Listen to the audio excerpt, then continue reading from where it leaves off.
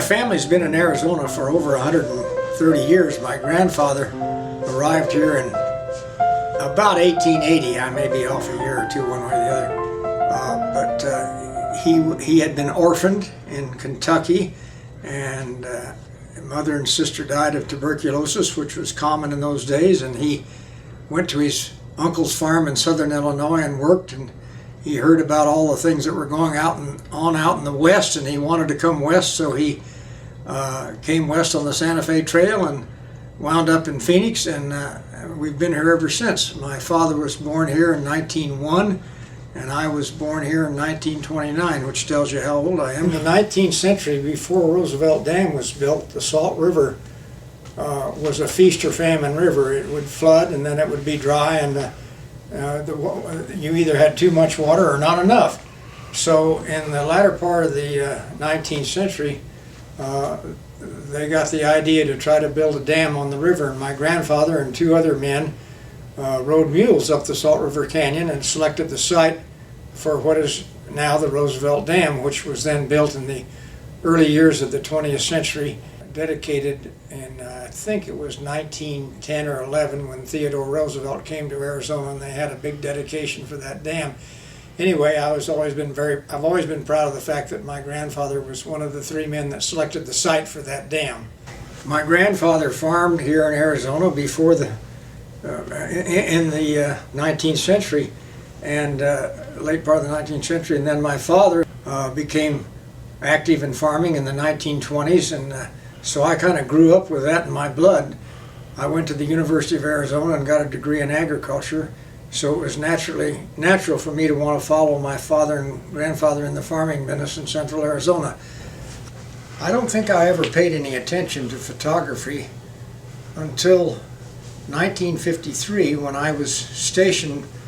I was in the United States Air Force, and I was stationed on the island of Iwo Jima during the Korean War, and I was a second lieutenant, and another officer there on the base had a camera, and he was taking these pictures. And in Iwo Jima you have wonderful blue ocean, blue skies, white clouds, and lots of contrast, and he was taking some pictures, and I was so fascinated and intrigued by them. I said, God, I want to do that.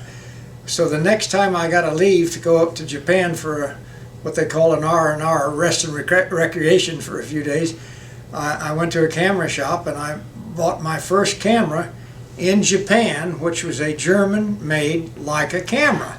And that started me, and I quickly got hooked, and I've never lost. I contracted an incurable disease that's never left me. A couple of my old photography buddies and I cooked up a trip to India 3 years ago, and it turned out to be a fabulous experience. We went to India in the fall.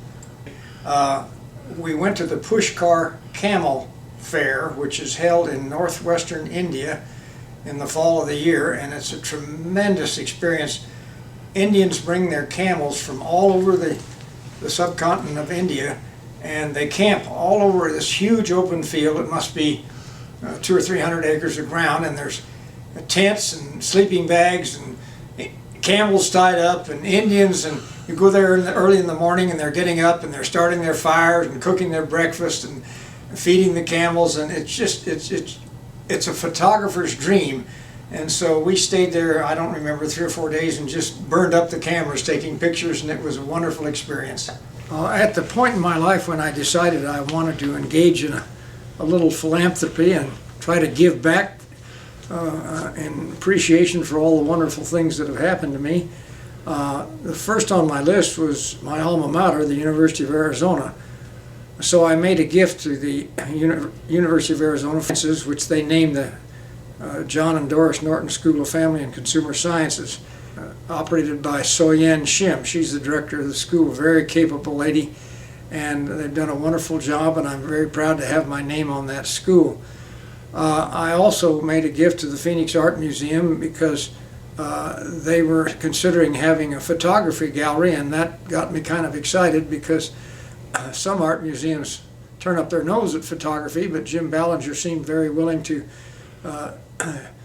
consider creating a gallery for photography, which he did in conjunction with the Center for Creative Photography at the University of Arizona, which supplies rotating exhibits for the gallery, and it's been quite a success. And I was even told, and I can't back this up, but I was told that the photography gallery at the Phoenix Art Museum has the highest traffic of any part of the museum. Then the third thing that I've always been interested in is the St. Joseph's Hospital complex. I was born in St. Joseph's. My 3 kids were born in St. Joseph's, and my 2 granddaughters were born in St. Joseph's, so it's dear to my heart, and I have made some gifts and some philanthropy for St. Joseph's, and very proud to be associated with it.